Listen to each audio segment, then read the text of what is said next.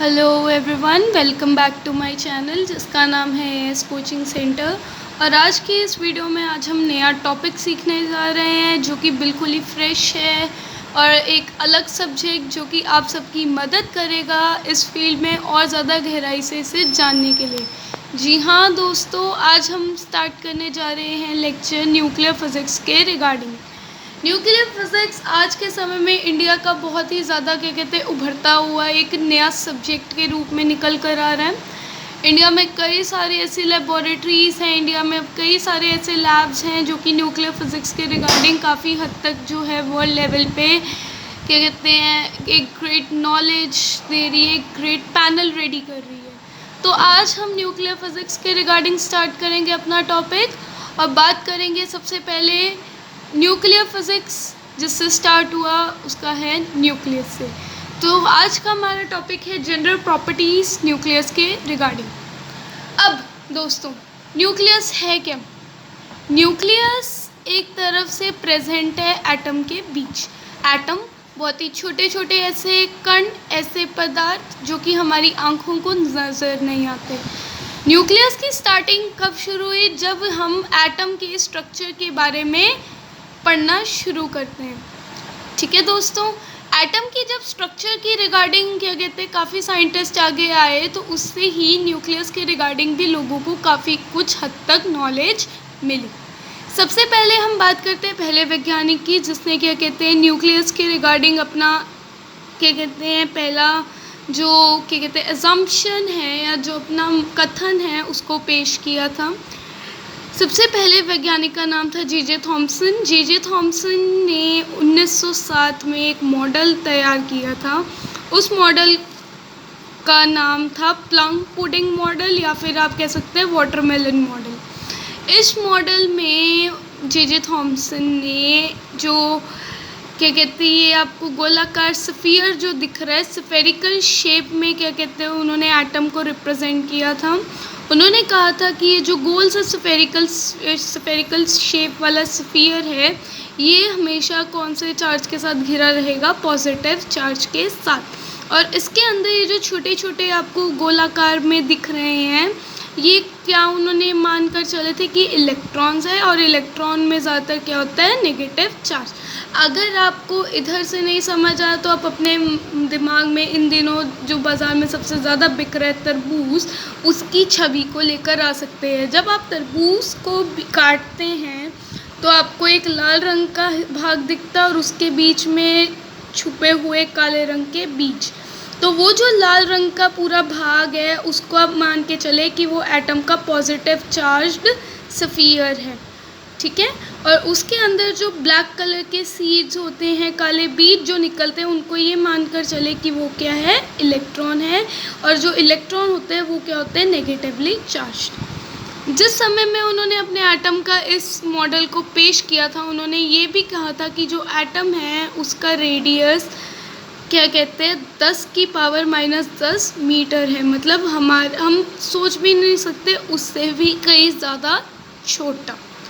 लेकिन जब इस मॉडल की शुरू में काफ़ी हद तक लोगों ने तारीफ़ की जे थॉम्सन की कि उन्होंने इलेक्ट्रॉन का बताया लोगों को इस बारे में, लेकिन आगे जाकर वैज्ञानिकों की कई हद तक जो सवाल जवाब थे इस मॉडल के रिगार्डिंग, कई सारे नए जो सवाल उत्पन्न हुए उसके रिगार्डिंग जे थॉम्सन का ये मॉडल उनकी सवालों पर खरा ना उतरने के कारण इस मॉडल को आगे जाकर रिजेक्ट कर दिया गया।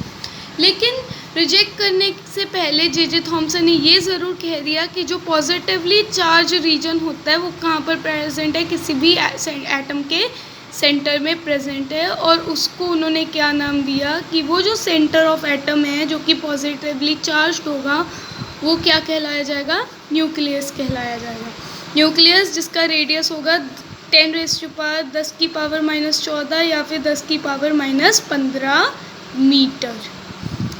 जैसे ही जे थॉम्सन का मॉडल वैज्ञानिकों की नज़र में खरा ना उतरा, इसलिए इनका ये मॉडल क्या कर दिया गया? रिजेक्ट कर दिया गया। उसके बाद एक और वैज्ञानिक आगे आए जिनका एक्सपेरिमेंट काफ़ी हद तक सक्सेसफुल भी रहा और लोगों में काफ़ी ज़्यादा लोकप्रिय भी हुआ। और वो वैज्ञानिक का नाम था रदरफोर्ड। रदरफोर्ड ने 1911 ईस्वी में उन्होंने एक एक्सपेरिमेंट किया जिसका नाम था अल्फ़ा रे स्कैटरिंग एक्सपेरिमेंट। अल्फ़ा रेस उन्होंने किस पे छिड़के थे, गोल्ड फॉइल पर छिड़के थे, जिससे उनको एटम के रिगार्डिंग काफ़ी सारी नई चीज़ें मालूम हुई। अल्फ़ा रेस होती क्या है? अल्फ़ा रेस हीलियम से उत्पन्न होने वाली रेस को कहा जाता है, और ये जो रेस होती है हमेशा इनमें पॉजिटिव चार्ज मौजूद होता है। इसमें उन्होंने जो पार्टिकल है वो कौन सा इस्तेमाल किया था? अल्फ़ा रे इस्तेमाल की थी। अल्फ़ा रेस में 2 यूनिट कौन सा चार्ज होता है? पॉजिटिव चार्ज उपलब्ध होता है। ये जो अल्फ़ा पार्टिकल्स होते हैं उन्होंने ये हवा में छोड़े, और वो पार्टिकल सीधे जाकर किससे टकराए? गोल्ड फॉइल से टकराए। गोल्ड फॉइल जो उन्होंने इस्तेमाल किया वो इस अकॉर्डिंग इस्तेमाल किया कि वो बहुत ही ज़्यादा क्या हो? चपटा हो। उसकी थिकनेस जो थी वो 4 × 10⁻⁻6 मीटर थी। अब आपको देखने से ही पता लग रहा होगा कि कितना ज़्यादा पतला गोल्ड फॉइल उन्होंने इस एक्सपेरिमेंट में इस्तेमाल किया होगा। गोल्ड फॉइल के अंदर के जो एटम थे उनका डायमीटर था 4 × 10⁻⁻10 मीटर। अब बात करते हैं उनके एक्सपेरिमेंट सेटअप के बारे में। उन्होंने कुछ इस तरह एक्सपेरिमेंट को सेटअप किया था कि लेड के बॉक्स में उन्होंने अल्फ़ा जो पार्टिकल्स है, radioactive material, lead box के अंदर रखा, और उन्होंने उस बीच रास्ते में क्या रख दिया? गोल्ड फॉइल रख दिया। जैसे ही उन्होंने क्या कहते हैं, वैसे आपको यहाँ दिखने में स्पेस ज़्यादा नज़र आ रही है, लेकिन असल में स्पेस बहुत कम थी जहाँ से वो रेडियो एक्टिव की बीम निकल रही थी। जैसे ही उन्होंने रेडियो एक्टिव की बीम के लिए स्लिट खोला तो जितने भी अल्फ़ा पार्टिकल्स हैं, तो उन्होंने जैसे ही क्या कहते हैं स्लिट को ओपन किया तो जितने भी अल्फ़ा पार्टिकल्स थे वो सीधे जाकर गोल्ड फॉइल से टकराकर आगे को निकल गए। पर इसमें कुछ हद तक कुछ अल्फ़ा पार्टिकल ऐसे थे जो कुछ एंगल्स पे क्या कहते हैं मुड़कर क्या कहते हैं टकराए, और बहुत ही कम पार्टिकल्स ऐसे थे जो कि एटम से टकराकर वापस अपनी जगह पर आ गए। ये जो आपको स्क्रीन दिख रही है ये बच्चों जिंक सल्फाइड की स्क्रीन है। जैसे ही एटम क्या कहते हैं कुछ एंगल पे डिफ्लेक्ट होता था तो वो जिंक सल्फाइड की स्क्रीन से जाकर टकराकर छोटे छोटे क्या उत्पन्न करता था? फ्लैश उत्पन्न करता था, जिससे उन्हें क्लियर होता था कि कोई ना कोई अल्फ़ा पार्टिकल जो है वो प्रॉपर्ली टकराया है। अपने इस एक्सपेरिमेंट के बलबूते पर उन्होंने 5 चीज़ें जो थी वो बताई थी। और सबसे पहले जैसे आपको दिख रहा है कि काफ़ी सारे अल्फ़ा पार्टिकल सीधे निकल गए, इसके दम पर उन्होंने ये बताया कि जो एटम है उसमें ज़्यादातर जो उसकी स्पेस है वो क्या होती है? खाली होती है। जी हाँ दोस्तों, एटम की ज़्यादातर स्पेस जो है वो क्या हो पाई गई कि वो खाली है। अब दूसरा क्या कहते हैं, उन्होंने देखा कि कुछ एंगल्स पे डिफ्लेक्ट हुए, तो उन्होंने कहा जो लंप ऑफ मास, लंप मतलब थोड़ा हद तक जो मास है एटम का ज़्यादातर वो कहाँ पर प्रेजेंट है? उसके सेंटर में प्रेजेंट है। एटम के सेंटर में उसका जो मास है वो प्रेजेंट है, और उस मास को वो जो लंप ऑफ मास था जिस वजह से सेंटर में प्रेजेंट था उसका नाम है न्यूक्लियस। तीसरा, जो वॉल्यूम ऑक्यूपाई किया गया था न्यूक्लियस के द्वारा, अगर मैं उसको पूरे एटम से कंपेयर करके चलूँ वो बहुत ही छोटा उसने जो है जगह घेर रखी थी। चौथा, उन्होंने क्या देखा कि उन्होंने ये कहा कि एटम के इनसाइड काफ़ी हद तक इनफ इलेक्ट्रॉन्स है, इतने इलेक्ट्रॉन्स तो प्रेजेंट है एटम के बाहर कि वो पॉजिटिव जो न्यूक्लियस है उसके साथ मिलकर क्या बना रहे हैं? बैलेंस बना रहे हैं। मतलब जितना पॉजिटिव चार्ज बाहर अंदर प्रेजेंट है उतना ही नेगेटिव चार्ज बाहर प्रेजेंट है। आखिरी, जो सेंट्रल न्यूक्लियस है, उन्होंने ये कहा कि जो सेंट्रल न्यूक्लियस है उसका क्या होगा? पॉजिटिव जो चार्ज होगा वो हर एक एलिमेंट के लिए क्या है? डिफरेंट है।